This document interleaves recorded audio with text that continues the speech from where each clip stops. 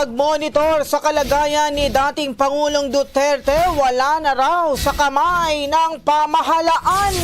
Brigada Maricar Sargan, ibrigada mo! Brigada Live Report. Muling nilinaw ng Malacanang na wala ng jurisdiksyon ng gobyerno kay dating Pangulong Rodrigo Duterte dahil nasa kustodiya na siya ng International Criminal Court.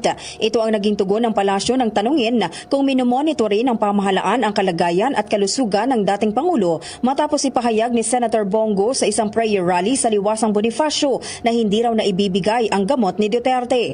Ayon kay Palace Press Officer Claire Castro, opinyon lamang ito ng senador dahil wala naman siya sa lugar. Anya, mismong si ICC Judge Julia Motok ang nagsabing batay sa kanilang court doctor, nasa maayos na kalagayan ang dating Pangulo, mentally aware at mentally fit.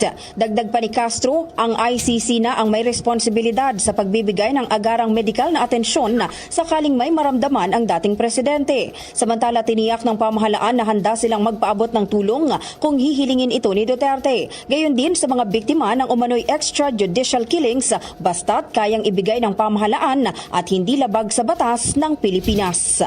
In the heart of changing lives, ito si Brigada Maricar Sargan ng 105.1 Brigada News FM Manila, The Music and News Authority.